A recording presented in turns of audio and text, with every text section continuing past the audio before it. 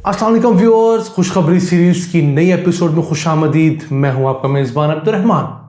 आज हम डिस्कस करेंगे दो खुशखबरियां। आज की पहली खुशखबरी तो एक 350 मेगावाट के सोलर पावर प्लांट से मुतालिक है, जिसका मुआहदा हुआ है और जो अगले 2 साल में मुकम्मल होने जा रहा है। ये कहाँ बन रहा है, उसकी मज़ीद स्पेसिफिकेशंस क्या है, वो डिस्कस करेंगे। और याद रखिएगा, इस वक्त दुनिया में सबसे सस्ती और फौरी बिजली अगर हासिल की जा सकती है तो वो सोलर पावर प्लांट से है। इसके बाद दूसरी खुशखबरी भी बहुत बड़ी है, वो ये कि पाकिस्तान पीवीसी जो है उसको बनाने में खुद कफील हो गया है। जी हाँ, वो पीवीसी का दाना जिससे मुख्तलिफ प्लास्टिक की प्रोडक्ट्स बनती हैं, पाइप्स बनते हैं, फिटिंग्स बनती हैं, फ्लोरिंग्स बनती हैं, शीट्स बनती हैं। अपनी ज़रूरत के मुताबिक पीवीसी रेजन्स जो हैं वो मुल्क में पैदा करके सालाना 240 मिलियन डॉलर्स यानी 42 अरब रुपए बचा सकेगा। तो ये अहम खबर हम प्रोग्राम के दूसरे हिस्से में डिस्कस करेंगे। इसी के साथ आपको बताएंगे एक और अहम चीज़ जो पॉलीप्रोपिलीन होती है, जिससे नॉर्मली आजकल के जो 10 रुपये वाले बैग हम जाके किसी ग्रॉसरी स्टोर से सामान खरीदने के साथ साथ खरीदते हैं, वो बनते हैं, वो भी पाकिस्तान अनकरीब बनाने जा रहा है, जिससे हर साल हमें 105 अरब रुपए की बचत होगी। तो आइए चलते हैं पहले 350 मेगावाट के सोलर पावर प्लांट की जानब। ये बेसिकली 2 सोलर पार्क्स लग रहे हैं कराची के अंदर। मुआहदा हुआ है सिंध हुकूमत के इलेक्ट्रिक और वर्ल्ड बैंक के दरमियान। 175 मेगावाट का एक जो सोलर पार्क होगा वो 600 एकड़ के ऊपर मुहित होगा, मंगू पीर के इलाके में जो डिस्ट्रिक्ट वेस्ट है। इसी तरह एक और सोलर पार्क, वो भी 175 मेगावाट और 600 एकड़ में मुहित होगा, और वो होगा गडाब टाउन के इलाके में जो कि डिस्ट्रिक्ट मलीर है। इन दोनों को मिला लिया जाए तो ये 350 मेगावाट बनते हैं, और ये प्रोजेक्ट इंशाअल्लाह ताला सन 2023 के आखिर में मुकम्मल होकर कराची को सस्ती बिजली मुहैया कर देगा। सस्ती किस तरह कि इस वक्त जो सोलर बिजली है वो कम्पिटिटिव रेट जो है उसके ऊपर पाकिस्तानी रुपयों में तकरीबन 6 रुपये यूनिट पड़ती है, जबकि गैस वाली बिजली हमें इस वक्त 18 से 20 रुपये पड़ रही है। इसी तरह बाकी जो दूसरी बिजली है वो भी महंगी है।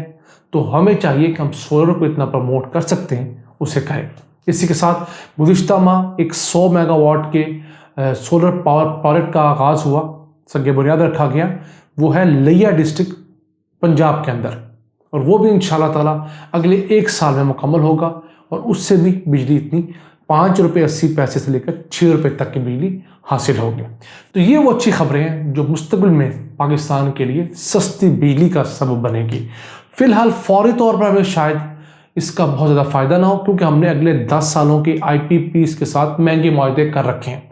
लेकिन अगले 10 सालों में जैसे जैसे हम अपनी पन बिजली, सोलर बिजली, जो हवा से पैदा होने वाली बिजली सिस्टम में शामिल करेंगे, तो हमारी जो बिजली का मजमूई रेट है जो इस वक्त तकरीबन 16-18 रुपये यूनिट पड़ता है, या आहिस्ता आहिस्ता कम होना शुरू हो जाएगा, और यही पाकिस्तान की तरक्की का वाहिद राज होगा।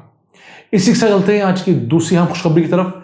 तो एंग्रो ने अपनी तीसरी फैक्ट्री जो है उसका बाकायदा इफ्तिताह करवाया प्राइम मिनिस्टर पाकिस्तान से।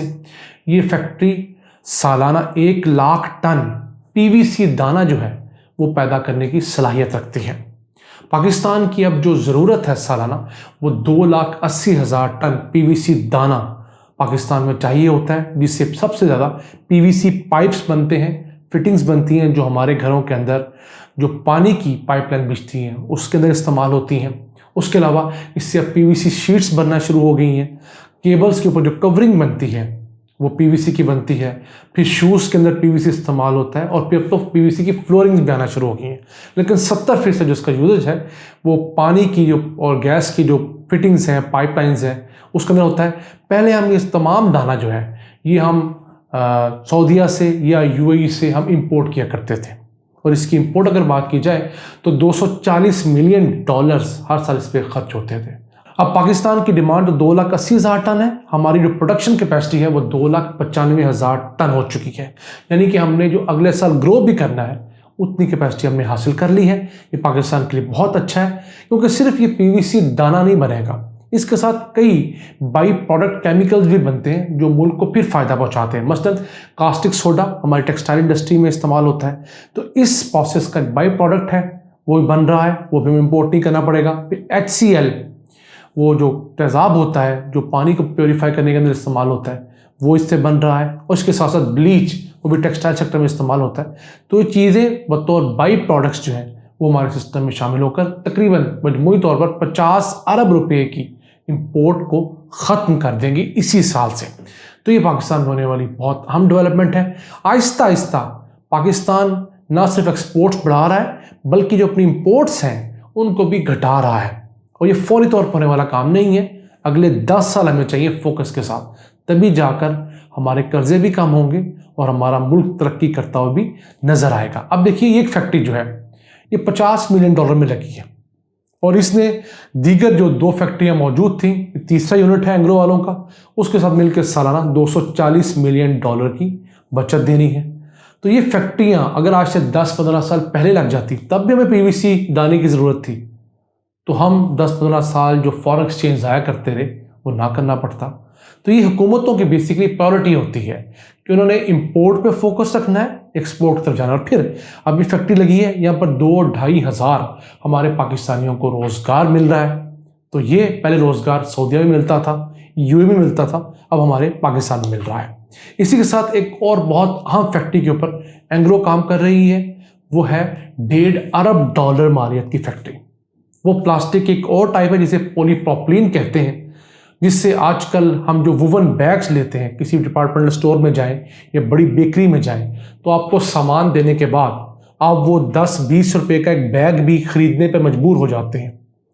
उससे वो बैग्स बनते हैं। इस तरह की और ऐसी प्लास्टिक की प्रोडक्ट्स बनती हैं जो निस्बतन फ्लेक्सिबल होती हैं। जैसे जो बर्गर आप खरीदें तो आपको वो थर्मोपोल के एक जो डब्बे में बर्गर दिया जाता है, इसी तरह किचन वेयर की चीज़ें होती हैं, होम अप्लायंसेस के अंदर ये पॉलीप्रोपिलीन इस्तेमाल होती है। प्लास्टिक की किस्म है लेकिन निस्बतन फ्लेक्सिबल और ड्यूरेबल होती है। अब वो दुनिया में बहुत मकबूल है। हम सालाना $600 मिलियन यानी 105 अरब रुपए की पॉलीप्रोपिलीन की जो बेस है, जो दाना है, वो इंपोर्ट करते हैं। तो अब एंग्रो ने उस सिलसिले में काम करना शुरू किया है। एक बहुत बड़ी फिजिबिलिटी स्टडी पे कोई $31 मिलियन की उस पर काम कर रही है। उसमें 6 महीने गुजर चुके हैं। सन 2022 के आखिर तक वो फिजिबिलिटी स्टडी, उसका इंजीनियरिंग डिज़ाइन मुकम्मल हो जाएगा। तो उम्मीद है सन 2024-25 के अंदर वो प्लांट $1.5 अरब का पाकिस्तान में लग जाएगा। फिर ये जो नई फैक्ट्रियाँ ऑनलाइन आएगी, इससे मज़ीद हमें बचत होगी और इसमें कम से कम 4 से 5 हज़ार पाकिस्तानियों को रोज़गार भी मिलेगा। अब देखिए कि एक चीज़ हम दुनिया से ऑलरेडी परचेज कर रहे हैं, जैसे ये PVC, ये पॉलीप्रोपिलीन, ये तमाम चीज़ें ऑयल से निकलती हैं, क्रूड ऑयल से। अब हम क्या करते हैं, अपनी ज़रूरत का 50 से 60% पेट्रोल जो है वो रिफाइंड हालत में दुनिया से ख़रीदते हैं। अगर उसी पेट्रोल को ख़रीदने की बजाय हम दुनिया से खाम तेल ख़रीदें, अपने मुल्क के अंदर रिफाइनरीज में उसको प्योरीफाई करें, रिफाइन करें, उससे इस तरह की बाई प्रोडक्ट्स बनाएं, तो हमें हर साल $2 अरब की कम इंपोर्ट्स करनी पड़ेंगी। याद रखिएगा, ये $2 अरब वो है जो हम तेल के अलावा खर्च करते हैं। पेट्रोलियम केमिकल प्रोडक्ट्स जो होती हैं, जो फार्मास्यूटिकल में इस्तेमाल होती हैं, प्लास्टिक की प्रोडक्ट्स हैं, तारकोल वगैरह है, तो हमें इस तरफ जाना होगा। हम ना सिर्फ पेट्रोल की कीमत में 5 से 6 रुपये कम कर सकते हैं, बल्कि इस तरह की चीज़ें पैदा करके हम आवाम को रोज़गार भी दे सकते हैं और हमारी मईशत मुस्तहकम भी हो सकती है।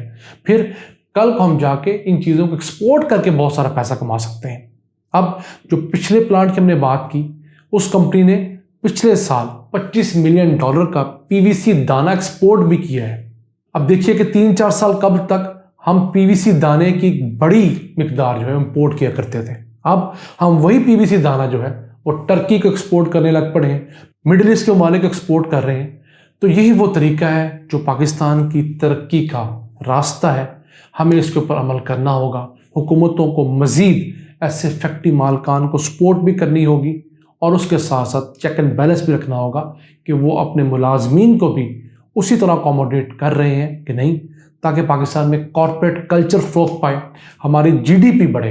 याद रखिएगा, जैसे जैसे फैक्ट्रियाँ ज़्यादा लगती हैं आपकी GDP ग्रो करती है और वो एक सस्टेनेबल मॉडल होता है ग्रो करने का। इंपोर्ट आपकी GDP को यकदम बढ़ा तो देती है 2018 की तरह जब नून लीग ने किया था, लेकिन लोगों के पास उस तरह मुस्तकिल रोज़गार नहीं आता, तो जो बैलून होता है वो बड़ी जल्दी फट जाता है।